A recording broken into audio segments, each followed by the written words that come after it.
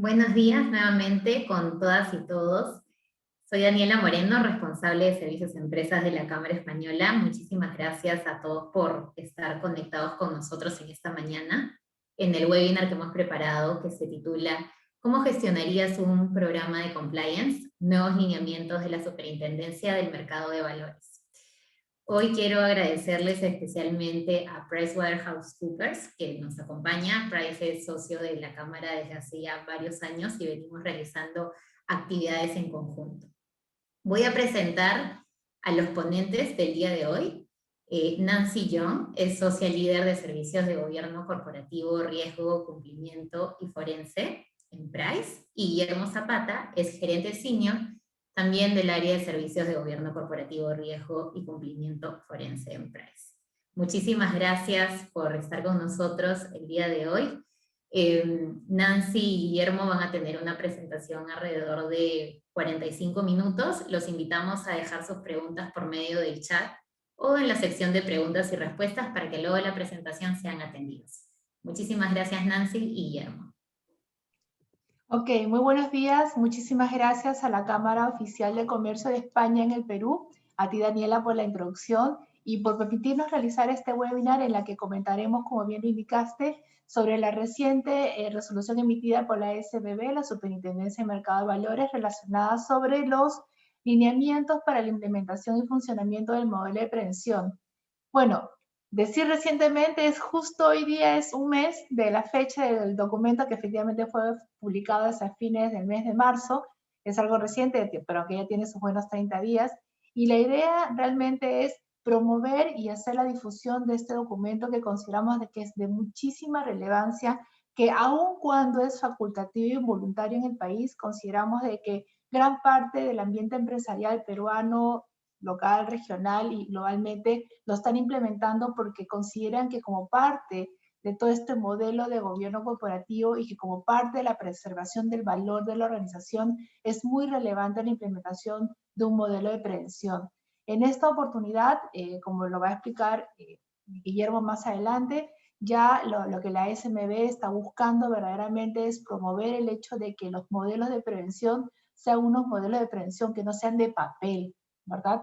Estamos hablando de un modelo de prevención que efectivamente tenga ciertos lineamientos en cuanto a su implementación, pero también tan relevante como es el diseño de las políticas y procedimientos es el hecho de poder establecer adecuados mecanismos para demostrar que está en funcionamiento.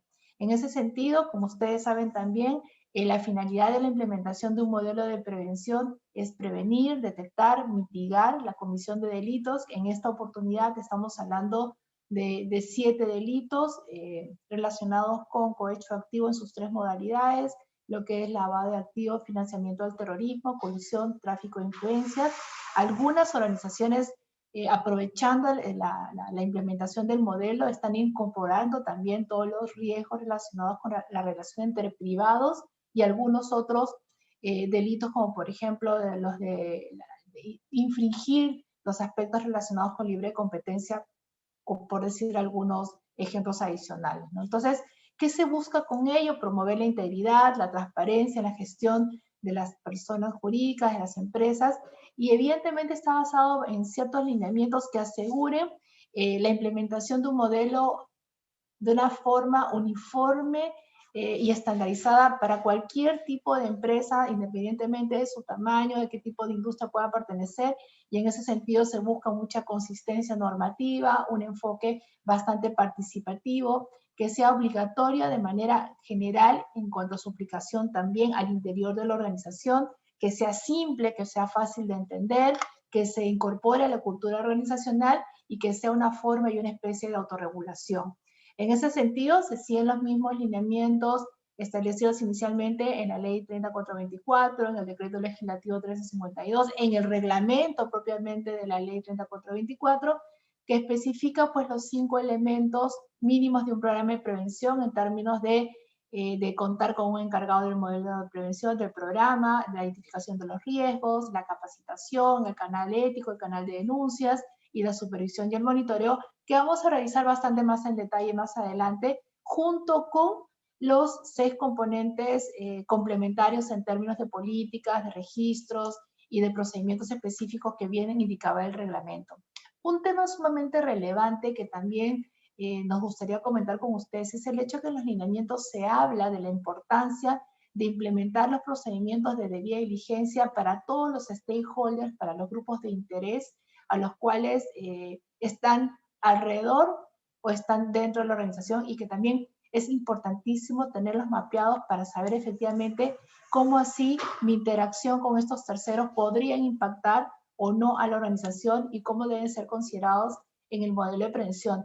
Y también la mención especial para el caso de las micro, pequeñas y medianas empresas, porque evidentemente, como lo mencioné hace un momento atrás, este modelo de prevención es aplicable para todas las organizaciones.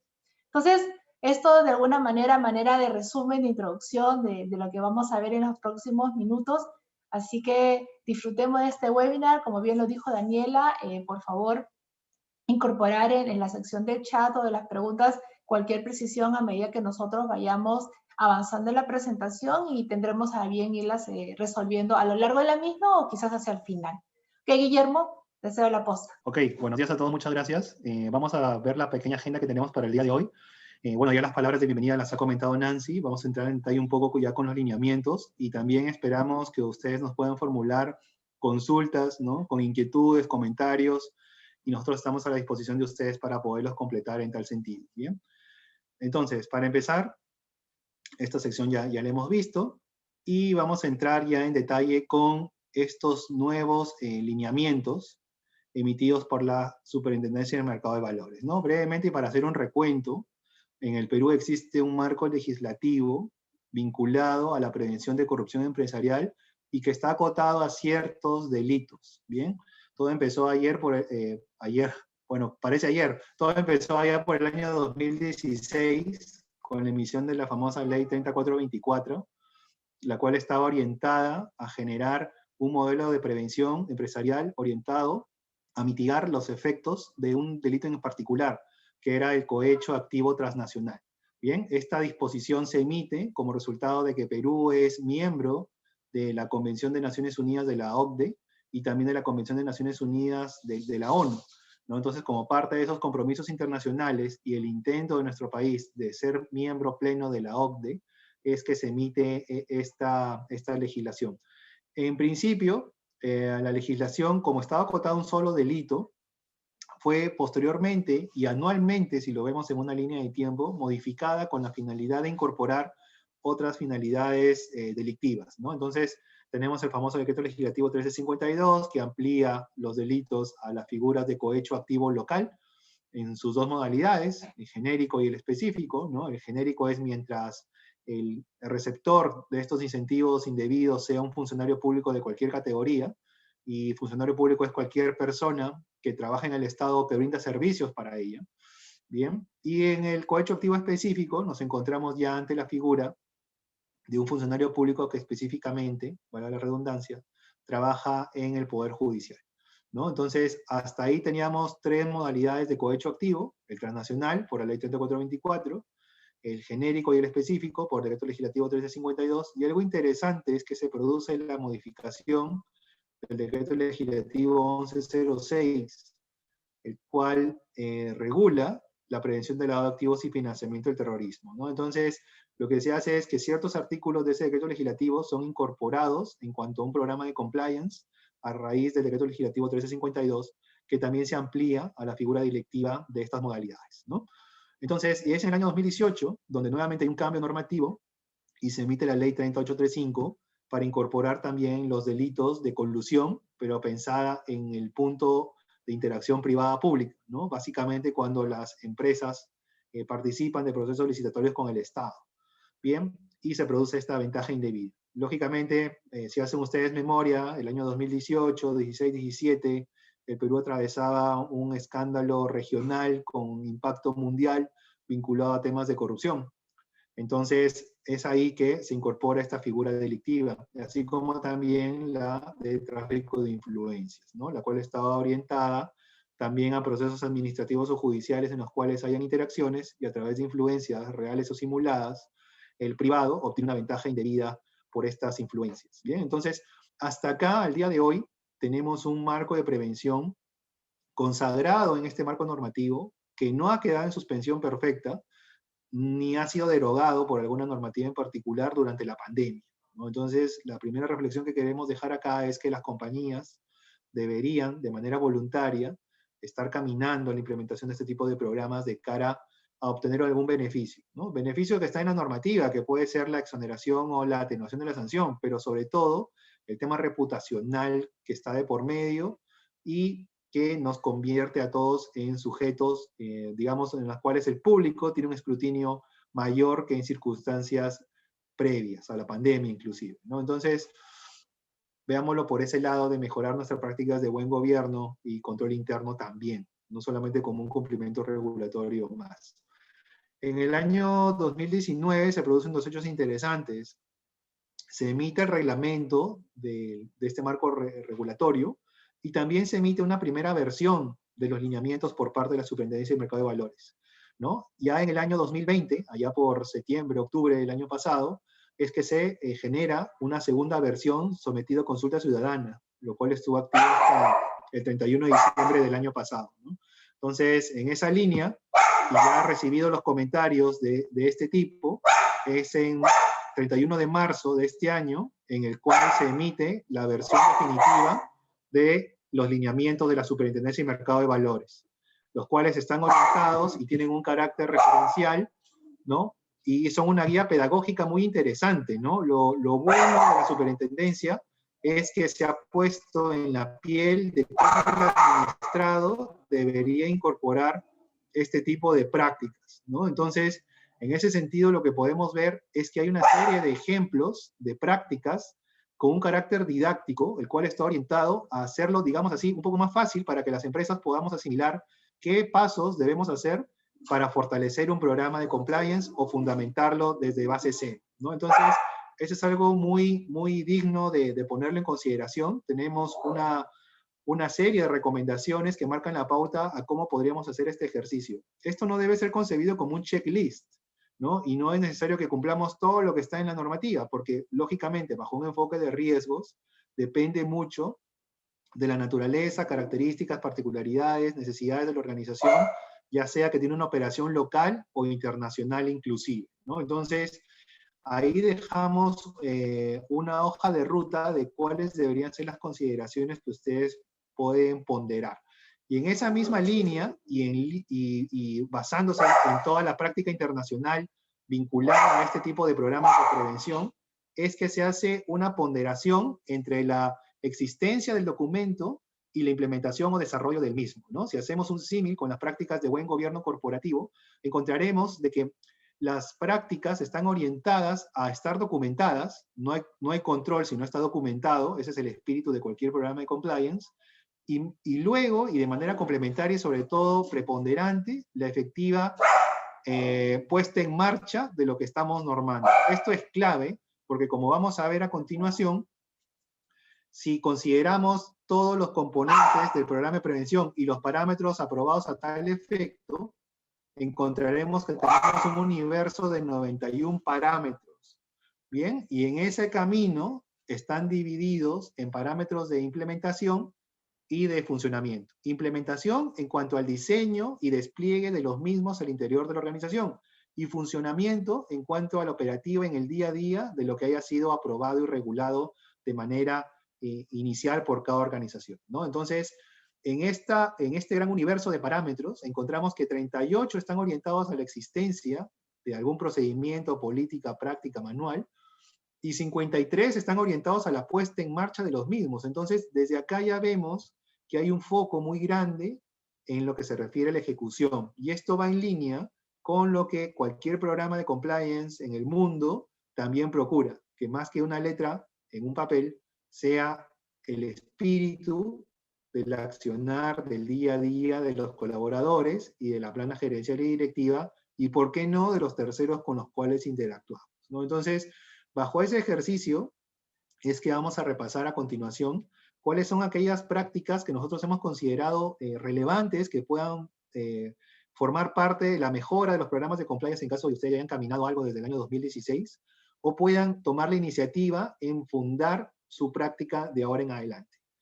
Adicionalmente a esto, como ya mencionó Nancy, un aspecto muy relevante son las prácticas de debida diligencia. Si bien hay sujetos obligados por la normativa, por industrias, ¿no? Lo interesante acá es que tratemos de verlo esto como un círculo virtuoso de ejecutar procedimientos para tomar decisiones informadas de con quién contrato, a quién le renuevo el contrato, con quién quiero consorciarme, en qué empresa quiero tener una inversión, o a qué persona voy a contratar al interior de mi propia empresa, ¿no? Entonces, las prácticas de debida diligencia están vistos como un proceso el cual no se agota en el inicio y la relación contractual, sino que tiene que ser dado de manera periódica conforme la organización va desarrollando sus actividades y en base al impacto que podrían tener cualquier cambio endógeno o exógeno. Por lo primero, de repente, si queremos una nueva posición empresarial, un nuevo producto o servicio, o establecemos nuevas interacciones en una nueva localidad. Y por lo segundo, si por ejemplo enfrentamos una situación de crisis como la que estamos viviendo a día de hoy. Bien, entonces los procesos de debida diligencia están acotados a esas dos realidades. Dicho eso, vamos a pasar a ver ahora, como les mencionaba, cuáles son aquellas prácticas que nosotros hemos encontrado relevantes. Acuérdense ustedes que son un ejercicio de 91 parámetros y que procuran e inciden en el fortalecimiento de un programa de compliance, ¿no? Entonces, empezamos por los temas vinculados a el encargado de prevención. Bien, en este punto, si bien es cierto que el estándar mínimo establece la designación de un encargado de prevención, no menos cierto es que para designarlo tiene que haber un compromiso, ¿no? Un compromiso y un liderazgo de los órganos de gobierno o de administración de la compañía. En esa línea, si no existiera este compromiso, mucho menos se podría hablar de una designación y mucho menos se podría hablar de una promoción de un programa de compliance empresarial. Entonces, el rol de los órganos de gobierno y de administración como parte del fortalecimiento del buen gobierno corporativo, de un clima de integridad empresarial, está en ser el eje y el motor de los programas. Y en esa línea, esto se traduce, por ejemplo, en la figura de designar a una persona que sea el facilitador y de velar cómo se está implementando el programa al interior de la organización. Y posteriormente a su designación, darle las herramientas que sean necesarias a nivel de recursos físicos y tecnológicos, sobre todo, considerando este nuevo contexto, para que pueda cumplir con su labor de una manera más relevante y acotada a su realidad. Es más, si revisamos a detalle estos parámetros, podremos ver que se prevé una participación activa de esta persona en las sesiones de directorio o de los comités especializados que se puedan conformar. En la experiencia que nosotros tenemos, los oficiales de cumplimiento por este programa suelen participar, por ejemplo, en las sesiones del Comité de Buen Gobierno Corporativo. También se han constituido comités de compliance en muchas organizaciones, y en aquellas en las cuales no tienen mucho número de directores o están dando sus primeros pasos, están reportando al comité de auditoría de la propia organización. Entonces, es relevante y necesario que la figura del encargado de prevención no sea decorativa, ¿no? El principal error que nosotros hemos visto es a veces confundir de que para el cumplimiento de este estándar basta con haberlo designado. En realidad es ahí donde empieza todo un gran reto al interior de la organización de darle las herramientas a esta persona y que ella misma tenga lo que se conoce como un plan de trabajo, donde tenga mapeado cuáles son las actividades que por cada módulo va a ir desplegando a lo largo del año. Como todo en la vida, tiene que ser medible. Este plan debe acotarse a objetivos claros de cómo la gestión de riesgos se está encaminando, por ejemplo, o de qué tanto la capacitación y el trasfondo cultural está calando en la propia organización. Entonces, contar con un plan de trabajo es esencial. Participar en las sesiones del directorio de sus comités es sumamente relevante, y sobre todo el rol activo del oficial se da por su puesta en marcha en el día a día de la compañía, lo cual quiere decir que debemos orientar a que el encargado tenga, por ejemplo, acceso a información relevante de la empresa.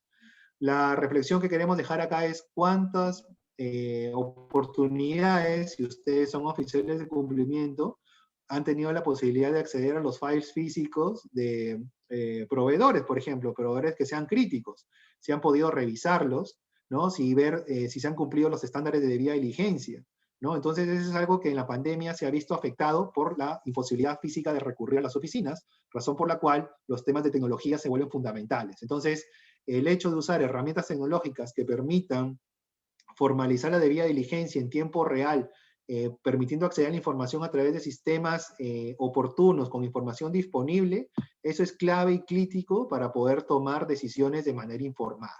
Bien, y lo interesante acá es que también se prevé la recomendación de evaluar el desempeño del encargado de prevención, ¿no? ¿Y por qué evaluarlo? Porque, como bien dice la normativa, esta persona debe tener un cargo en la organización, ya sea interno o externo, y si es interno, debería ser gerencial. Entonces, al ser un gerente de la compañía, como todos nosotros en una organización, debe ser evaluado. Entonces, lo relevante acá es que ya no solo evaluemos a esta persona porque desempeña una función, por ejemplo, de legal o de riesgo, sino que también debemos evaluar a esta persona sobre cómo su plan de trabajo y las habilidades y las iniciativas que ha podido mapear han sido puestas en marcha en el interior de la organización, ¿no? Entonces, es interesante la forma en que esta evaluación también debe ser documentada en base a criterios predefinidos, en base a criterios comunicados y en base a criterios documentados en algún documento de la propia organización, por ejemplo, con periodicidad anual, ¿no? Y lógicamente, en tiempos de pandemia, la capacitación debe ser constante porque el enfoque de riesgos y los riesgos de la organización van cambiando y mutando en función de las interacciones que podamos tener. Por ejemplo, como parte de la gestión de riesgos, hay nuevas entidades públicas o hay entidades públicas que han recibido mayor tipo de facultades de fiscalización y sanción. Por ejemplo, todo lo vinculado a los protocolos de prevención del COVID, ¿no? Hay poderes adicionales o facultades adicionales que se le han dado a determinadas instancias para que hagan la revisión de este tipo de procedimientos, razón por la cual hay un riesgo más que debe ser mapeado en fiscalizaciones con entidades públicas.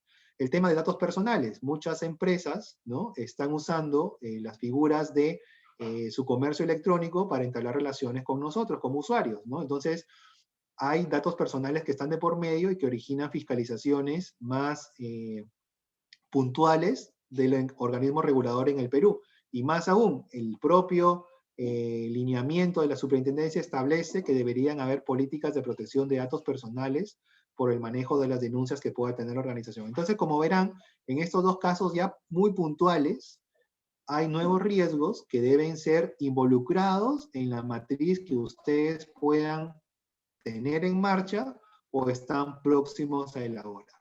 Bien, entonces, eso por el lado de la designación del encargado de prevención. Por el lado de riesgos, Nancy nos va a comentar cuáles son los aspectos críticos que en la práctica pueden ser un condicionante a la perdurabilidad de los programas de compliance. Ok, muchísimas gracias, Guillermo. Ahí por ahí tuvimos una invitada especial de tu parte. No importa. Bueno, así como les comenté al inicio, en la parte introductoria, tenemos estos 5 parámetros que han sido establecidos ya desde las normas anteriores que les mencioné. Y aquí Guillermo les ha comentado la relevancia y la posición y la responsabilidad y como se le dice, ¿no? O sea, cuál es el tema de accountability que pueden tener los oficiales o los encargados del modelo de prevención. En algún momento decíamos si tiene algún tipo de responsabilidad, no tiene responsabilidad, y claramente en el marco de lo que me imagino algunos de ustedes conocen, o esperaría que gran parte de ustedes conocen este modelo de las 3 líneas, la función del encargado de prevención estaría claramente en una segunda línea, ¿verdad? Una segunda línea que tendría que tener reportes a la gerencia general y tenía que tener un reporte también hacia un comité, que podría ser un comité de riesgos y cumplimiento, en algunos casos reportan al comité de auditoría, pero lo cierto es que hay una interacción bastante importante en ese sentido para que también pueda tener el nivel de empoderamiento necesario al interior de la organización, porque es una posición bastante relevante, considerando también, y ya lo que ya lo ha comentado Guillermo, la importancia que tiene el hecho de que no sea de papel, sino que efectivamente la persona esté empoderada y que todas sus actividades estén totalmente orientadas, efectivamente, a un tema de cumplimiento en sí mismo, pero también convencer y concientizar al interior de la organización de la relevancia que tienen estos temas en aras de lograr la sostenibilidad de la organización. Más aún ahora que estamos viviendo un momento de pandemia, estamos viviendo un momento de emergencia sanitaria, que ya estamos más de 400 días Y si a eso le agregamos pues la cereza de la torta, que es la crisis política que está viviendo el país. O sea, tenemos un tema de crisis política relacionada con aspectos de una sociedad civil bastante activista. Hemos tenido 3 presidentes en 5 días. La última semana un tipo de cambio totalmente volátil que llegó a 3.86. Entonces, Nancy, ¿por qué estás hablando de todo esto? Porque estamos hablando de riesgos. Me tocó hablar la parte de la gestión de riesgos, o sea, cómo es la parte relacionada con la identificación, evaluación y mitigación de los riesgos. Entonces, como marco para lo que significa la gestión de riesgos, en el caso específico de gestión de riesgos de fraude y dentro de ello los 7 delitos que ya hemos mencionado, lo importante es que la organización no vaya directamente a hacer su matriz de riesgos de fraude con estos 7 delitos, sino que esté bajo un enfoque metodológico de gestión integral de riesgos de la organización como parte de su gobierno corporativo, como parte de la definición de los objetivos estratégicos de la organización, del fortalecimiento de la capacidad prospectiva, o sea, los presupuestos que se tienen que hacer, y como parte de ello, empezar a identificar cuáles son los riesgos asociados a ellos, y dentro de ellos serían los riesgos de fraude, y dentro de los riesgos de fraude, los vinculados con estos 7 delitos. Si es que no, como les comenté también al inicio, que las empresas se están aprovechando para incorporar dentro de los 7 delitos a otros delitos a los cuales la organización considera que también podría estar expuesta, y aprovechando el hecho de implementar este modelo de prevención, están incorporando todos los riesgos y los controles asociados con ellos. Entonces, yo creo que como primer punto, en el cual se indica ahí, por ejemplo, documento donde consten los criterios y metodología para la gestión de riesgos de delitos. Claramente, esto no tendría que ser un documento aislado, tendría que ser un documento complementario, tendría que ser quizás un anexo relacionado con el modelo de gestión integral de riesgos que pueda tener la organización. Y cuando digo integral, por ejemplo, si estuviésemos hablando de una entidad del sistema financiero, estamos hablando de los riesgos operacionales, de los riesgos crediticios, de los riesgos de liquidez, de los riesgos de mercado, y agregar como parte de ello lo que significaría la parte de gestión de riesgos de fraude. Y dentro de ello, los riesgos de fraude que ustedes consideren, y no solamente los 7 que hemos comentado. Entonces, fíjense la importancia de estar alineados. No podría ser de que metodológicamente los riesgos en general la organización tengan una forma de medición de 3x3, de 4x4, 5x5, y los riesgos de fraude se midan 3x3. No hace sentido, no hay consistencia en el modelo. Lo que se busca en este caso es que haya una consistencia en el modelo. Y esto es muy importante comentarlo porque hoy las organizaciones, que no son pocas en realidad, sí tienen un modelo de gestión integral de riesgos, con lo cual la implementación de este segundo componente, cuando yo quiera hacer mi programa de prevención, va a ser mucho más sencillo porque ya tomo el marco metodológico que tiene la organización y le añado y lo complemento con lo que significan los riesgos de estos delitos.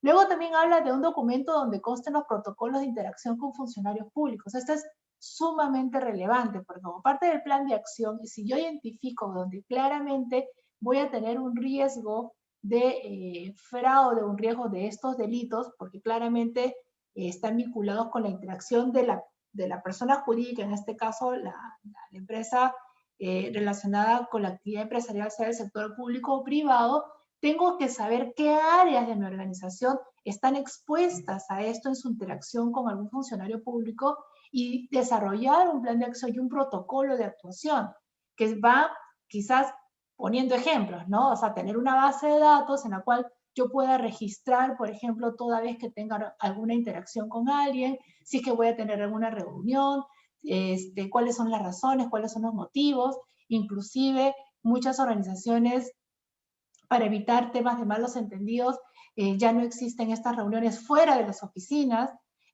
También que cada vez que yo vaya a tener alguna reunión, no vaya solo o sola, sino que vaya acompañado de alguna otra persona. Entonces, son esta serie de protocolos que yo tengo que empezar a establecer de una manera clara. Ustedes pueden decir, oye, pero eso ya se hace. Sí, claro. Como bien les comentaba Guillermo también al inicio, hay que ser y parecer. En este caso hay que poner las reglas de juego, hay que el programa de prevención, hay que ponerlo por escrito y hay que demostrar, ¿verdad?, que lo estoy cumpliendo. Entonces, en la parte anterior, cuando les dije del modelo de gestión, ok, yo voy a tener una gestión integral de riesgos y lo voy a alinear a lo que es la gestión de estos delitos.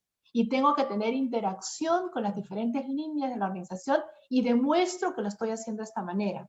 En el caso específico de relacionamiento con funcionarios públicos, tengo un protocolo y un plan de acción, pero también cómo demuestro que está funcionando, porque tengo una base de datos, porque tengo una intranet, o por último, tengo un Word, tengo un Excel, tengo un documento a mano donde estoy apuntando todas y cada una de las reuniones y lo estoy tangibilizando. Aplicación de los controles de prevención, detección o corrección implementados. Efectivamente, acuérdense del concepto de ORCA, objetivos, riesgos y controles asociados. Identificado el objetivo, que es el hecho de evitar y el hecho de tener un modelo de prevención de manera voluntaria, ¿verdad? Porque esto es facultativo. Saber que identifiqué los riesgos asociados con la comisión de estos 7 delitos y como yo quiero que estos 7 delitos, si se llegan a manifestar, impacten de una manera, una relación costo-beneficio que pueda ser administrable por la organización, le pongo un control. Entonces tengo que asegurarme que estos controles estén adecuadamente diseñados, que estos controles efectivamente funcionen, ¿verdad? Y también demostrarlo de esta manera, que no solamente sean controles de papel, ¿verdad? Luego tenemos la aplicación de los procedimientos de debida diligencia implementados, que ya lo comenté al inicio también, yo creo que esto es sumamente relevante, saber quién es la persona jurídica, la persona natural que se está vinculando con mi organización. Quizás no al extremo, ¿verdad?, de los procedimientos de debida diligencia que hacen las entidades del sistema financiero a los clientes, a todos nosotros, pero sí verdaderamente saber y tener un protocolo a través del cual yo pueda tener la claridad de qué tipo de relacionamiento estoy teniendo y si me puede exponer o no. ¿Cómo lo demuestro? Teniendo un protocolo de procedimientos de debida diligencia por cada uno de los tipos de terceros que pueda tener, llámese clientes, proveedores, órganos reguladores, potenciales inversionistas, y por otro lado, demostrar que durante todo el año 2021, efectivamente, estos son los terceros con los cuales estoy relacionado y fíjense cómo hice la evaluación. Entonces aquí tengo los dos temas. Tengo la parte de la implementación y tengo la parte de funcionamiento, que efectivamente sirve para agregar valor a la organización. Y por último y no menos importante, el hecho de contar con una evidencia de involucramiento de directivos, trabajadores y partes interesadas en el proceso de gestión de riesgos. Esto quizás con cara a conversarlo con la Cámara, podríamos tener una charla específicamente de lo que significa gestión integral de riesgos, pero aquí es la importancia de la interacción tanto de los directores como de la alta gerencia, como de las personas a cargo de los riesgos, y en este caso particular de los riesgos de estos 7 delitos. Entonces, ¿cómo es que esto tiene que ir interactuando al interior de la organización en una especie de círculo virtuoso, no vicioso, un círculo virtuoso a través del cual se vaya alimentando las matrices de riesgos de una manera acotada a la metodología que tiene la organización, que se va actualizando periódicamente y que efectivamente se retroalimenta con la primera línea, con la gerencia general y con el órgano directivo, que son los directores, ¿no? Entonces, por ahí más o menos que sería este segundo componente del programa de prevención. Y ahora vamos a ver el tercer componente del programa de prevención con Guillermo, ¿no? Que estamos hablando básicamente de lo que significa la implementación de procedimientos de denuncia, que son los canales de denuncia y la relevancia que estos tienen en el marco de un programa de prevención. Así es, gracias Nancy. Continuando con este círculo de integridad que se pretende establecer en las empresas, el otro estándar está vinculado a los mecanismos de reporte, ¿no? Lo que coloquialmente conocemos como los canales de denuncia. Entonces, estos procedimientos, algunas empresas los confunden con simplemente tenerlos activados, ¿no? ¿Quién no genera un correo electrónico dentro de la organización, le pone un nombre, ¿no? Para recibir las denuncias, o genera una línea telefónica, o lo maneja la interna, la externa con una empresa, ¿no? Entonces, eso no es suficiente.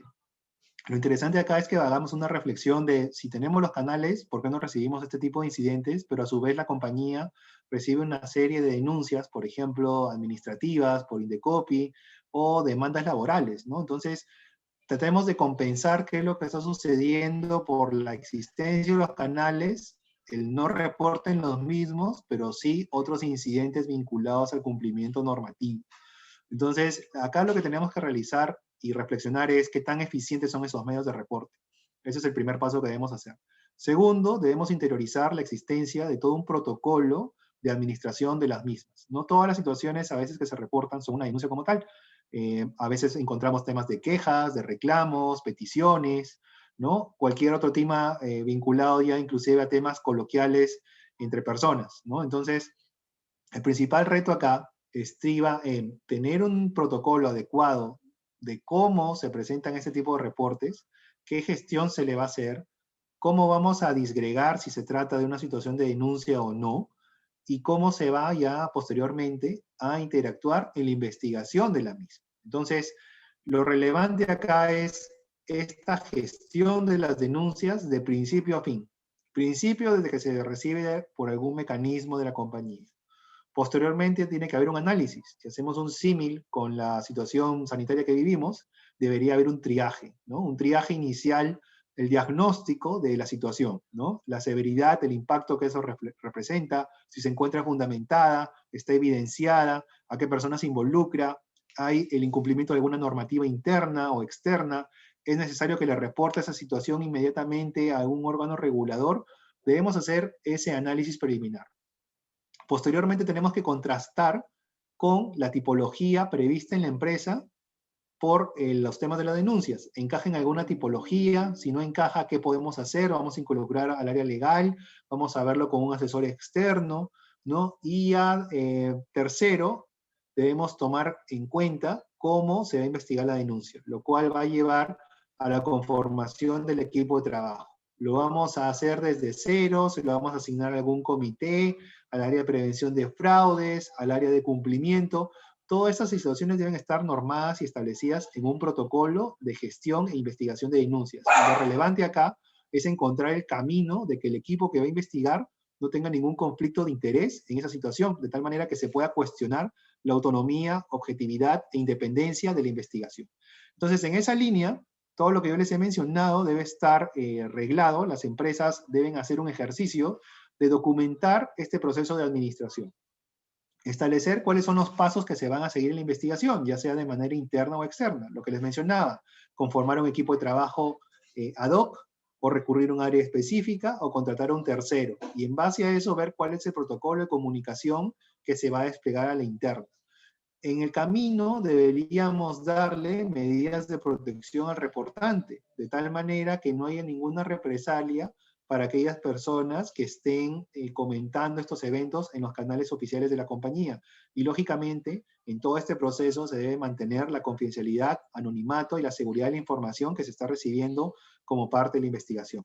Y ya posteriormente, desarrollados los procedimientos forenses a tal efecto, se tendrá que llegar a una conclusión sobre si amerita o no llegar a una responsabilidad disciplinaria, ya sea alguna sanción laboral a la interna, o a escalarlo esto a un órgano regulador de manera temprana, ¿no? Entonces acá lo relevante es que todos estos pasos que les he mencionado deben estar arreglados, número uno, y número dos, si se ejecutan en la práctica, se deben tener en cuenta estos compromisos vinculados en la autorregulación que ha previsto la propia compañía. Y un tema transversal que lo mencioné cuando hablamos del primer módulo, está vinculada a la protección de datos personales.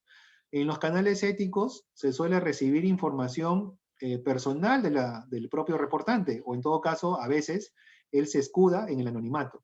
En el caso particular de lo primero, deberíamos tener una clara política y muy visible sobre cómo se va a proteger la información personal de este señor, qué mecanismos se van a emplear, dónde se va a almacenar, si va a tener la posibilidad o no de interponer, por ejemplo, algún derecho ARCO, ¿no? Y acá me estoy saliendo un poco a la legislación de la Ley 3424, pero son ponderaciones que la Ley de Protección de Datos Personales y por una recomendación de la Superintendencia deberíamos tener en marcha para que se produzca esta integración de normas de cumplimiento, ¿no? Tenemos la Ley 3424 y normativa específica vinculada a la Ley de Protección de Datos a través de la Ley 29733 y todo su marco regulatorio. Entonces, es relevante que ya el oficial de cumplimiento, el encargado de prevención, ya no solamente comience a velar solamente por su estanco, por su isla de prevención de corrupción, sino que también pongamos de repente una mirada sobre cómo nuestra propia empresa está gestionando la protección de datos personales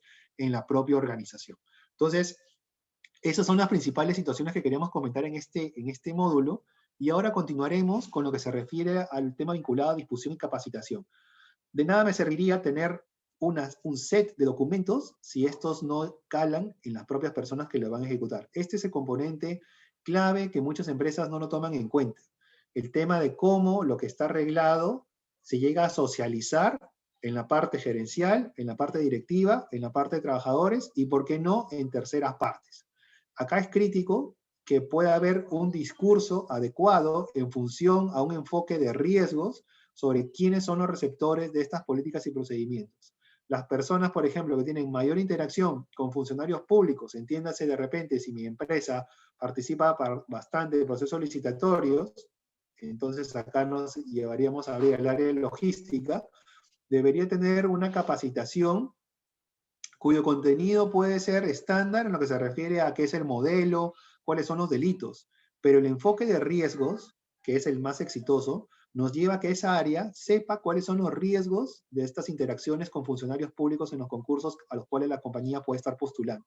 Porque esos riesgos no son los mismos que los riesgos de fiscalización que podría tener, por ejemplo, el Departamento de Recursos Humanos por el cumplimiento de la normativa del órgano regulador, en este caso SUNAFIL, o por el cumplimiento de los estándares de prevención de los protocolos COVID, ¿no? Entonces, las interacciones con funcionarios públicos son diferentes, los riesgos también lo son, y razón por la cual los controles que pueden haber en marcha deben ser acotados a cada realidad.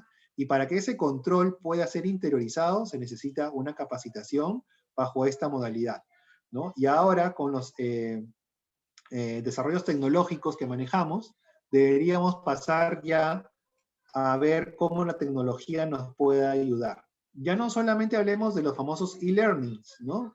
Veamos de customizar las capacitaciones por áreas según los riesgos a los cuales están expuestos y que han sido identificados en el segundo módulo, en el módulo de gestión de riesgos. Entonces, la capacitación debe estar acotada a esta temática, número uno, debemos usar la tecnología. Ahora, ¿de qué me sirve tener un e-learning si básicamente los compañeros de trabajo se van digamos, compartiendo las respuestas a la evaluación que puede haber? Entonces tenemos que ser un poco ingeniosos en la manera en que generamos el contenido y las evaluaciones a tal efecto. Y también debemos ser conscientes que a día de hoy muchos recibimos correos electrónicos, razón por la cual el simple hecho de enviar un correo con el set de políticas o diciendo que están colgadas en intranet no me asegura necesariamente que las políticas y procedimientos hayan llegado y, sobre todo, más que notificados, hayan sido interiorizados por la propia persona. El éxito de un programa de compliance radica en crear una cultura de integridad, y la mejor forma es que estos despliegues al interior de la empresa sean bajo un enfoque de riesgos y tengan un contenido adecuado y sumamente expeditivo y práctico a la realidad que a cada colaborador, gerente o directivo les puede llegar a alcanzar. Lógicamente, los lineamientos, como ya se ha dicho, prevén que esta etapa debe estar documentada para dejar constancia que se ha ejecutado, ¿no? Y en temas de pandemia, hacer capacitaciones implica tener un presupuesto. Entonces, ¿cómo las empresas están afrontando este reto? Podemos estar en eventos gratuitos, sin duda alguna, pero sí sería interesante que haya un presupuesto adecuado para tener algún tipo de capacitación en particular orientada a los principales riesgos que las gerencias puedan haber identificado, ¿no? Entonces, esto es por el lado de capacitación. Y para terminar, el otro módulo de integridad está vinculado a la evaluación y al monitoreo continuo del programa. El éxito del programa radica en que sea susceptible de ser vigilado. Y en este punto, Nancy nos podría comentar, por ejemplo, cuál debería ser el rol del auditor interno en este camino, y si no hubiera un auditor, ¿quién podría hacerse cargo de esta función al interior de la organización? Sí, Guillermo, gracias. Justamente hay una pregunta que puso en el chat Mirko. ¿Cómo estás, Mirko? Relacionado con, como dice Lacano, ¿cómo es que debe interactuar un programa de compliance con un plan de auditoría bajo un enfoque de riesgos, alcance, resultados y seguimiento? En realidad, recordemos este modelo de las 3 líneas. Para aquellos que no conocen este modelo, es una forma de ver lo que significa la implementación de un sistema de control interno al interior de una organización, donde yo tengo una primera línea, una segunda línea y una tercera línea. Para aquellos que les gusta el fútbol, se puede asemejar a una cancha de fútbol, ¿verdad? Donde yo tengo la cancha completa, tengo la mitad, ¿verdad? Para uno de los arcos y para el otro de los arcos, tengo a la mitad de cancha la primera línea, luego tengo la defensa y luego tengo la tercera línea que es el arquero. Y el arquero en este caso particular es el auditor interno. La segunda línea, que es la defensa, es lo que vendría a ser todo lo que son las gerencias de cumplimiento, las gerencias de riesgos, la Contraloría, gerencia de seguridad e información, control de calidad, ¿de acuerdo? Y la primera línea, los que estamos en la mitad de la cancha, son aquellas personas que lideradas también por la gerencia general, donde de alguna manera el front office, estamos hablando de la gerencia comercial, la gerencia de operaciones, la de producción, recursos humanos, tecnología, markets, a veces puede estar en la primera, puede estar en la segunda, todo lo relacionado con la gerencia financiera que ya comenté. Entonces, fíjense ustedes la diferencia que existe en los roles al interior de una organización, y en este caso particular, todo lo que es la función de cumplimiento, como les dije y les reitero, sería la segunda línea, pero en el caso del auditor interno es la tercera línea. Entonces, ¿cuál es la responsabilidad del auditor interno en este modelo de prevención? El hecho de asegurar que justamente los 5 elementos están funcionando, asegurar que exista una persona responsable del modelo, que haya una matriz de riesgo integrada con la gestión de riesgos de la organización, que tengamos un canal ético y que todos y cada uno de estos aspectos cumplan en lo que significa en su implementación, en términos de los protocolos, de las políticas, de los procedimientos, y que también se pueda ayudar a evidenciar todo lo que la organización ha aprobado. Y ese sería el rol del auditor interno, asegurar justamente de que todo el modelo de prevención esté funcionando a la perfección.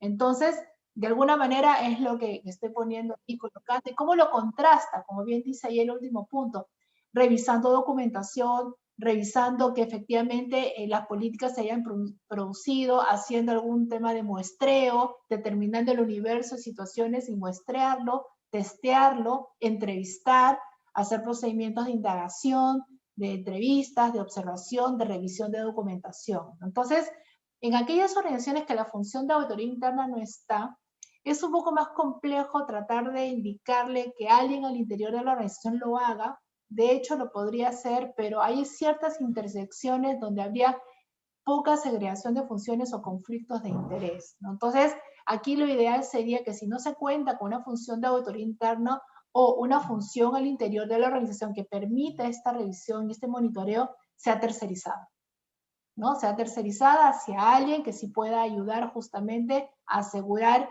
esta revisión independiente de cómo él efectivamente está funcionando, ¿no? Entonces, con esto creo que de alguna manera hemos cubierto más o menos estos 90 y pico indicadores y lineamientos que nos está de alguna manera indicando la SMB en esta última resolución que salió ya hace un mes, y que también cubre, como les decía, estos lineamientos establecidos en la propia ley 3424 cuando implica y cuando define lo que significa un modelo de prevención. Entonces, ahora un poco pasamos a las preguntas. Creo que Mirko por ahí ya te respondí lo que nos habías puesto. Acá hay otra que indica de cuáles son las áreas que podrían hacerse cargo de la implementación de este programa en una organización. A ver, Guillermo, que no sea, o sea, aquí nos están preguntando, ¿saben qué? Sí me interesa tener un modelo facultativo voluntario de prevención, pero no tengo las espaldas para generar una función en específico. ¿Con quién más se puede compartir? Sí, bueno, yo creo que acá hay un reto, ¿no? Yo entiendo el punto, digamos, que estamos viviendo situacionalmente, ¿no? Y el tema de presupuesto es sumamente restrictivo. Dicho sea de paso, a menor presupuesto, pero mayor ansia comercial, queda abierta la ventana para hacer oportunidades de fraude, ¿no? Ya ese es otro capítulo de los marcos de integridad que sin duda podremos discutir acá con los programas de prevención de fraude. Pero volviendo a la pregunta planteada, yo creo que este es un reto integrador, ¿no? Este es un reto que requiere un orquestador, ¿bien? Y requiere una persona que designe el orquestador. Entonces, vamos a ponernos en el caso ya de las MIPES, ¿no? Que son una situación particular, a veces son empresas familiares, son emprendimientos personales o de amigos, ¿no? Pero estos emprendimientos tienen un accionista, sin duda alguna, tienen un director, o deberían tener alguien que vele por la parte directiva. Entonces, esa persona debería primero estar comprometido a tener un programa, ¿no? Y me dirán ustedes, esto cuesta mucho, hay que contratar a una Big Four para que haga esto. Pues en realidad esto depende de la naturaleza mucho de la organización, ¿no? Entonces, con los recursos que tengo, y acá haciendo un símil con la analítica, ¿no? A veces nosotros nos recibimos consultas, ¿qué herramienta analítica comprar? En realidad la analítica la puedes hacer con una hoja de Excel. Si puedes ir aumentando la sofisticación, dependerá de la data que tengas. Entonces, para hacer analítica, primero tengo que interiorizar qué tipo de data tengo, qué tipo de mis sistemas están homologados y conversan entre ellos. Entonces, si hacemos esta misma apreciación con los programas de compliance, primero debería reconocerme qué tipo de empresa soy. Intensiva en concursos con el Estado, tengo operaciones al interior del país, soy un emprendimiento que de repente soy una fintech o una startup que va a tener relación con entidades del sistema financiero. Entonces, viendo los zapatos en los que estoy, dependerá el reto de a quién voy a convocar. Y nuevamente, con el compromiso y liderazgo del socio fundador, del accionista o del director, deberíamos escalarlo a la persona siguiente, que es el que mejor conoce la empresa. El encargado de prevención, y esto es algo bueno que nos dicen los lineamientos, se tomaba mucho las buenas prácticas, ¿no? Se decía que debe conocer la empresa. Ya los lineamientos lo indican claramente.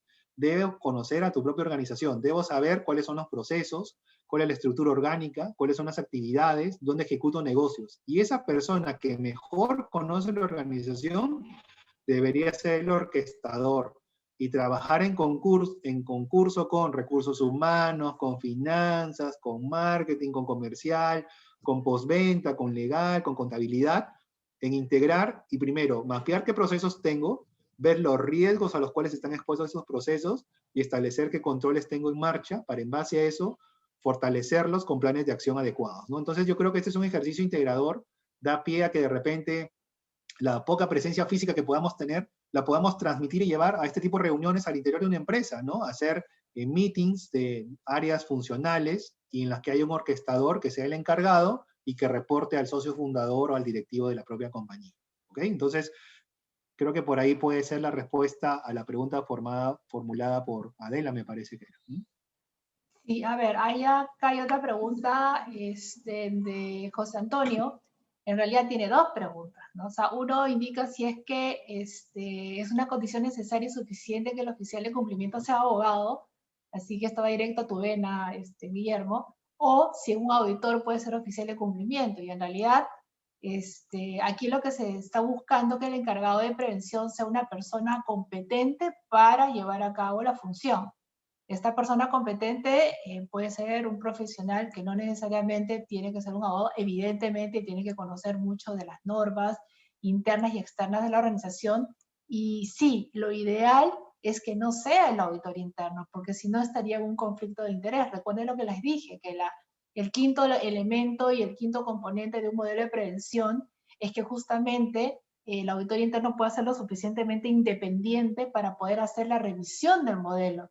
Entonces, si el auditor interno es el oficial de cumplimiento o el responsable del modelo de prevención, sería juez y parte porque se revisaría a sí mismo, ¿no? Entonces, no voy a negar que en la realidad, efectivamente, hay algunas empresas que han encargado esta función al auditor interno, con lo cual este quinto elemento de supervisión y monitoreo automáticamente tiene que irse directamente a un tercero, ¿no? Y ese tercero, como les decía Guillermo, puede ser cualquiera de las firmas consultoras, idealmente alguna Big Four, ¿verdad? Como nosotros, pero bueno, ese es un cherry de broma, pero en verdad sí, tratar de buscar que sea un tercero acorde con los recursos de la organización para ello, ¿no? Entonces, después también acá tenemos algunas otras preguntas relacionadas con cómo sería una eficiente gestión de compliance post-pandemia. Y esto creo que me adelanto un poco a la respuesta. Tiene mucho que ver cuando yo les dije el tema de la gestión de riesgos. Recuerdan que les dije que es un tema que tiene que ser un procedimiento, es un círculo virtuoso que tiene que estarse actualizando permanentemente. Entonces, frente a una situación de pandemia, frente a una situación, ojalá que fuese post-pandemia, no estamos en post-pandemia. Estamos en plena pandemia tratando de bajarnos de la cresta de la segunda ola y Dios no quiera para entrar a una tercera, cuarta, quinta ola, que la verdad hasta aquí estamos de tantas variantes, pero sí, hay que ver cómo la organización se está viendo expuesta a cada circunstancia e ir administrando y actualizando los riesgos a los cuales está expuesta. decididamente. En un momento pre-pandemia los riesgos pueden haber sido 5, 6 o 7. En un momento durante la pandemia los riesgos pueden ser 5, 6 o 7, pero otros riesgos. Y a medida que vamos cambiando y mutando las fases en las cuales se encuentra la empresa, fase 1, fase 2, fase 3, fase 4, riesgo, ¿dónde está ubicada Lima Metropolitana? Estuvimos en riesgo extremo, nos pusieron a alto, ¿verdad? Muy alto, después nos regresaron a riesgo extremo, pero ahora resulta que el riesgo extremo tiene las restricciones del alto, del muy alto. Entonces, cada circunstancia hace que la organización esté obligada a actualizar su matriz de riesgos para en ese sentido actualizar también los planes de acción que tiene que llevar a cabo en función a esa nueva realidad, ¿no? A ver, Guillermo, por acá, ¿alguna experiencia en aplicación de compliance en universidades públicas? ¿Qué tan diferente puede ser con respecto a una universidad privada? Sí, interesante, ¿no? Sobre todo porque hay un órgano regulador muy importante, ¿no? Nosotros estamos ejecutando varios servicios en ese punto, y yo no solamente yo lo llevaría al lado de del programa de compliance por la ley 3424. Lo que nosotros hemos encontrado es la cantidad interesante de interacciones con proveedores de servicios en sus distintas variables, ¿no? De insumos, de equipos, de consultorías. Yo creo que haría un ejercicio de extrapolar el programa de compliance a la prevención de corrupción privada. Si bien es cierto que el decreto legislativo 385, que regula la corrupción entre privados, no forma parte de un programa de compliance a la luz de la ley 3424 que hemos visto hoy día, yo creo que sí es importante que en este tipo de centros educativos se comience a mapear en los temas de corrupción privada, porque hay un foco interesante que nosotros hemos visto de interacciones en las cuales la falta de control interno puede originar, por ejemplo, consultorías fantasmas, puede originar, por ejemplo, pagos de servicios no atendidos, puede originar la no ejecución de garantías, de contratos, entre otros, ¿no? Entonces, yo lo que haría sería agregar la parte de corrupción entre privados a este tipo de entidades educativas. Eso es número uno. Número dos, sin duda alguna, depende mucho de la presencia física que pueda tener el centro educativo en el cual laboras. Por ejemplo, mientras más sedes y filiales tenga al interior del país, los riesgos van cambiando, ¿no? No es lo mismo tener una municipalidad en Lima que tenerlo en Tarapoto, Juliaca, ¿no? Ya va cambiando tu función de interacción de fiscalizaciones, número uno. Número dos, en provincias, querrámoslo o no, la cercanía entre la persona que vive y el funcionario público es mayor, porque alguien conoce siempre a alguien, ¿no? Entonces, los temas de conflictos de interés, por ejemplo, deberían estar mapeados sin duda alguna como parte del ejercicio de compliance, ya no solamente de un centro educativo, de cualquier otra organización. Entonces, estas son las principales preocupaciones que yo pondría sobre la mesa de cara a una universidad. Y mayor aún, con el uso intensivo de tecnología, y acá veamos cuántos datos personales podamos tener de por medio en una universidad que administra clases a distancia, en sus distintas modalidades, pregrado y posgrado y diplomados. Todos esos temas de protección de datos también son críticos, razón por la cual la interacción que pueda tener con la Autoridad de Protección de Datos se vuelve mayor. Ok, muchísimas gracias, Guillermo. Y por último, Daniela, ya nos queda una pregunta que en realidad la debería responder alguna de las personas que tuvieron ayer inscribirse en la charla, ¿verdad? Pero nos dicen, la encuesta anual de la SMB sobre gobierno corporativo, ¿incorporará la implementación de estos lineamientos? Algunos ya están incorporados. En realidad, por favor, aquí, Guillermo, complementame, pero más allá de ir puntualmente sobre esta norma que habla de los 90 y pico lineamientos, yo creo que estaría incorporado en cada una de las preguntas en las que se indica si es que la organización tiene procedimientos de debida diligencia para asegurar que todas las normas a las cuales está inmersa la organización, ¿verdad?, se están cumpliendo o no. Acuérdense de que dentro de los 31 principios de gobierno corporativo hay un pilar específicamente que habla de riesgos y cumplimiento, con lo cual en este pilar es que estarían todos los principios y entendería yo que estos lineamientos estarían comprendidos en esas preguntas, ¿verdad?, vinculadas con ese componente. No sé, Guillermo, aquí si es que hay algo más que quisieras complementar. Es correcto, si revisamos los 31 principios, divididos en 5 lineamientos del Código de Buen Gobierno Corporativo aprobado en el año 2013. El pilar en el cual hace juego exacto este tema es de riesgos y cumplimiento. Ahí encontraré más temas vinculados a la existencia de un código de ética, la existencia de un canal de denuncias, el despliegue de un programa de capacitación de ética. Y en otros principios ya hablamos de conflictos de interés, por ejemplo, que ya se las había mencionado en la respuesta a la pregunta anterior.